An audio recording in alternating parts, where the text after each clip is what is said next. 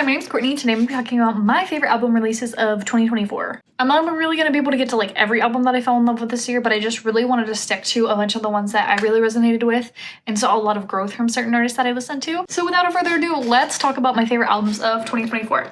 So first up is Radical Optimism. I really think Dua Lipa outdid herself on this. I understand there was so much pressure with the success of Future Nostalgia, and I feel like a lot of people are holding on to the themes in Future Nostalgia. And I think that was just such a unique project in itself that people were not giving Radical Optimism the chance that it needed.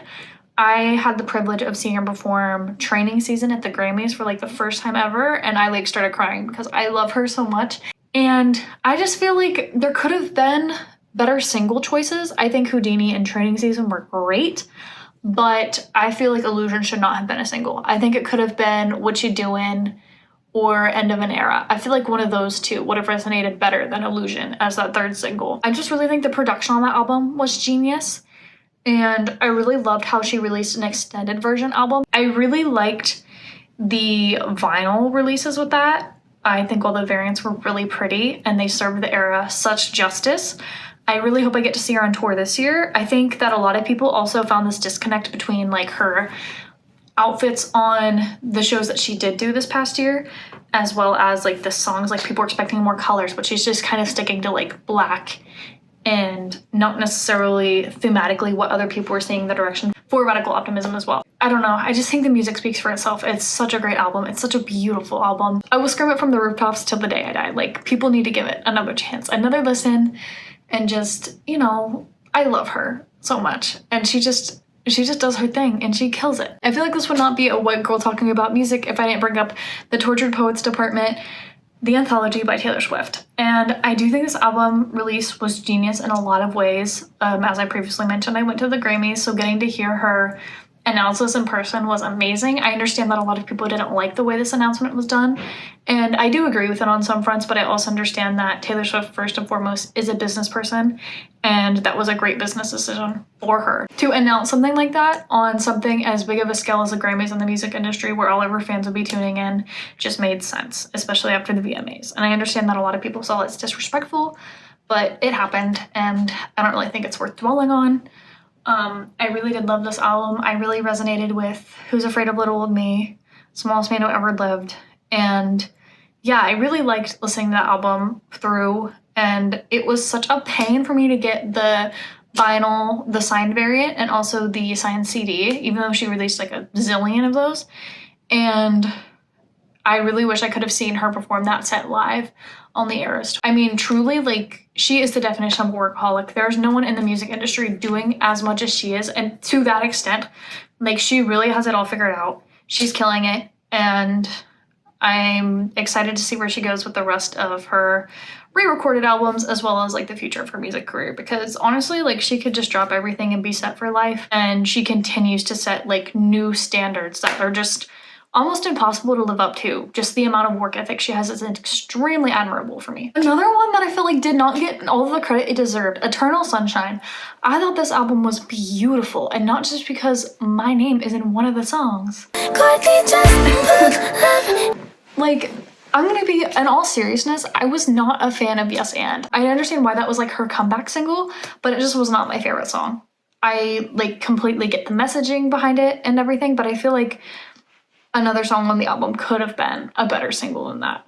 I think We Can't Be Friends was such a beautiful like moment on social media with like the music video and everything, and I think the Tortured Poets Department really overshadowed it. I personally think it's Ariana Grande's best album yet. I was a Sweetener stan, and everyone makes fun of me for being a Sweetener stan, but I genuinely did love Sweetener so much, and I just think this one blew it out of the water. Part of me also feels like it could have been promoted so much better if she wasn't doing Wicked at the same time. That just makes it really hard, but Wicked was amazing. It was worth it. But I really hope that this album gets a chance to truly show its power in some sort of like live setting in the near future. Next album I want to talk about is Cowboy Carter. I am personally not much of a country music fan, but I respect the amount of collaboration Beyonce put forth to formulate this album. And I listened to it in full, and I also did kind of like a little bit of external research on it. She is just the full package. She wants to do every kind of music justice. And I really respect her and admire her for her ability to collaborate, for her ability to just pull people and be like, hey, I want to make a song with you. This is my vision, and going with it. Like, it's such a beautiful thing to see. She's like one of the top in the music industry for a reason. I just watched her halftime show that she did at the Christmas Day football game.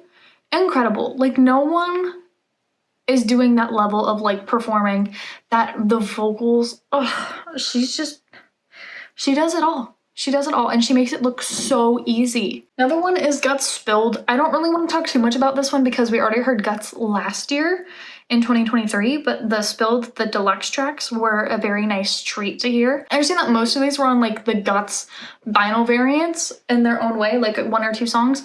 And then there was the Guts Secret Tracks Record Store Day vinyl that you could collect, but So American was completely brand new. Her first love song, which was so cute. And I really liked her ability to do more like experimentation with those deluxe tracks. Like, you got that little like folksy southern twang in some of them that I really like to hear from her. And I just really think that, especially with the whole Guts era, she was showcasing that she's not a one-dimensional artist. Like, she doesn't have to stick to sad ballads. Like, she can do all this stuff. I mean, granted, Good For You is not like a ballad, but she's just one of the most incredible songwriters. And I cannot wait to see what she does next with her future. I mean, her branding is just on point. It's perfect. And like, you can see different things and just identify like that is Olivia Rodrigo. And she's really like owned the color purple. I also love that for her. Old There by Lizzie McAlpine. I have so much respect for Lizzie McAlpine on so many fronts. Like, her ability to just be like, hey, I need to take a step back from tour. This is how I'm doing tour on my own terms. Hey, I'm making this new album on my own terms. I have so much respect for her, and I think that a lot of people should be taking notes from her. She keeps it raw. She keeps it authentic. And, you know, she's publicly said that 5 Seconds Flat did not feel like her. And this was her album getting back to herself. And I just think that was incredible. I was so sad I couldn't see this live because she wasn't anywhere near me. But I'm so excited to see what she does with her music. I'm so excited to see how she does on Broadway. I just think she's underrated. Another album that I feel like did not get the flowers it deserved is Found Heaven by Conan Gray. I love this album for Conan Gray because it really showed another side to him as an artist on so many ways. And I remember in 2023, when Neverending Song came out, everyone was hating on it so bad. And it wasn't like my favorite song by him, but it was refreshing to see that he could take on a new persona and really own it. Because in this space, like, his past 2 albums were just more like sad ballads, which are great, of course, but like getting this whole new like 80s kind of vibe. Some of my favorite songs ever by him are on this album, and I just wish that more people took that perspective and taking the chance to listen to it. I'm really excited to see which direction he chooses to take next, because this was just way out of left field. I just think he's capable of so much more. And he's just slowly getting there, I think. I'm excited to watch. Next album, I'm not gonna talk too much about, but it's Patterns by Kelsea Ballerini. I have not listened to this album as much as I should, but I really liked it. I remember listening to Dibs on Radio Disney when I was younger, like on repeat, and Square Pegs, and, you know, her more like girly, like innocent kind of country. And I really like her approach now, where it's like, I'm an adult, like, I'm growing up, and this is how life is for me.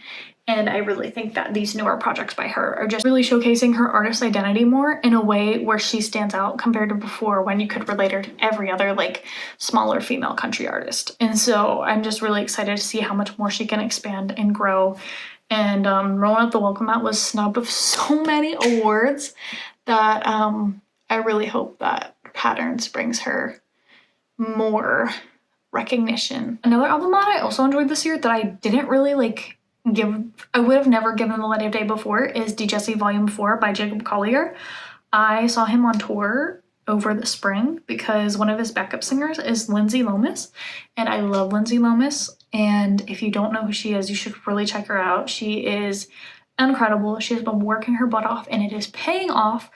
But DeJesse Volume 4, it's just like Jacob Collier is such a musical genius, and everyone has always said it, but I never fully understood it until I saw him live.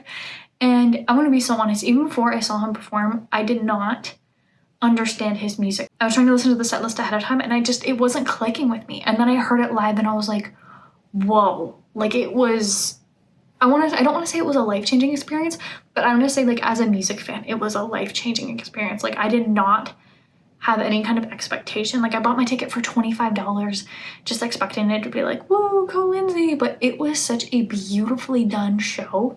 He is just an incredible musician and literally makes music out of anything. It's such an incredible thing to watch. There are plenty of amazing collaborations on this album. Next one, Short and Sweet. Sabrina Carpenter, this was her year.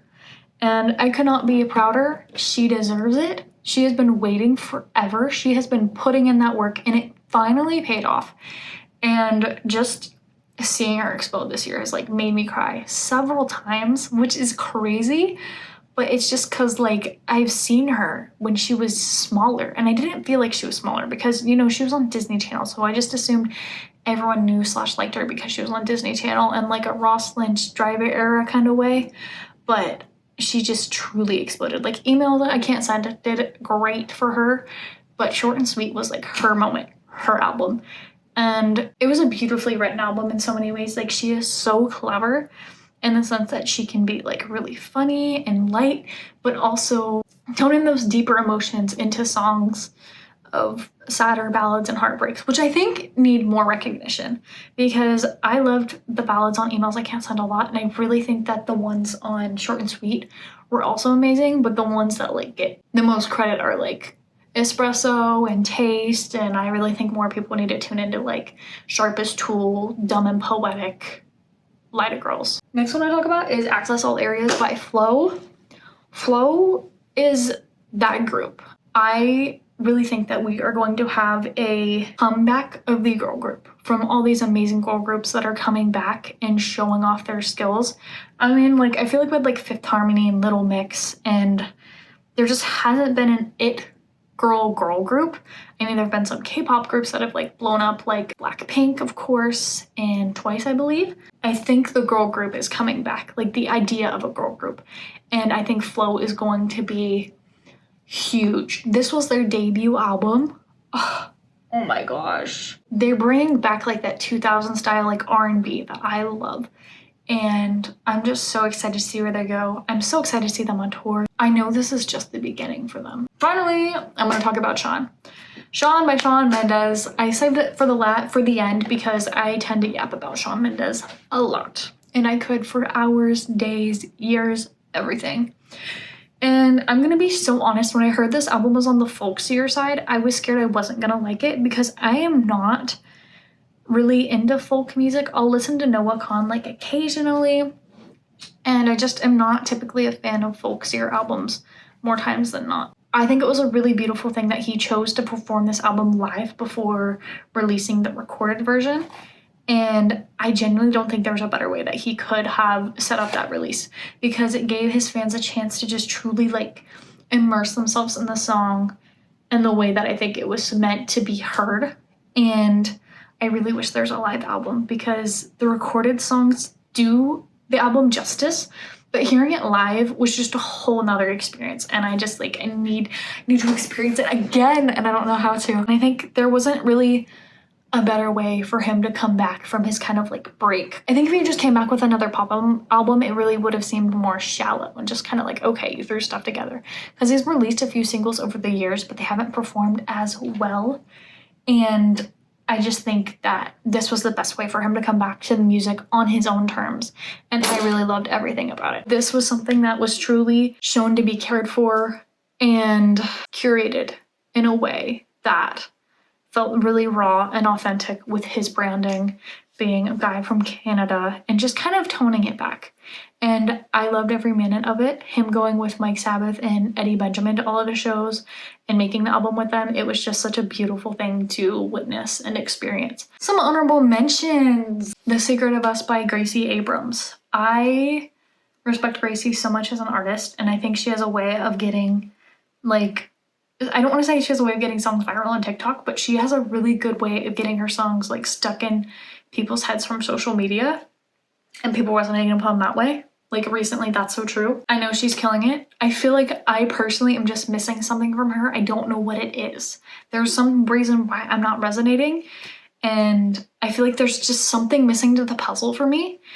And once that puzzle like fits, I'll get it.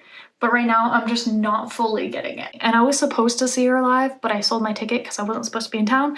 Then I was in town and it was horrible and I was so sad. So I thought that was gonna be my moment. The Golden Years by Joshua Bassett, I personally was expecting so much more from him. And for an album that took as long as it did to come out, I was disappointed. And I'm gonna be flat out about it. I was disappointed. I was so excited to hear this album live. It was great live. I had a fun time. And I just feel like there could have been more. The promotion was flat. Everything just felt flat for me. And I think part of it was because he said that a lot of these songs he started 4 years ago, but kind of like scrapped and came back to. So it felt like I was listening to like the initial Joshua Bassett EP, but like 2024 Joshua Bassett singing it. But that's just a personal opinion. I think I expected more after Sad Songs in a Hotel Room and the Josh Tober songs. I'm sure I'm forgetting some albums that I listened to this year that I really loved, but there are also so many that I haven't gotten a chance to truly listen to yet. Like I promised my friend I'd listen to Kansas Anymore by Role Model, and I tried to in the car, but I couldn't fully like hear the lyrics. So I definitely need to revisit that one. And yeah, this is all just personal opinion. It's a think piece. I want to do like more just like talking about music and stuff on my page because I haven't really gotten a chance to do that. I feel like it's very vlog heavy right now. Thank you so much for watching. If you enjoyed, please give this video a thumbs up and comment down below what some of your favorite albums were of the year, and I would love to chat about that with you. And if you really enjoyed, you can subscribe. I like posting music stuff. I post a lot of reactions. I post a lot of concert vlogs. So if you want to join that party, you can. But until then, thank you so much for watching once again, and hopefully I will see you next time. Bye!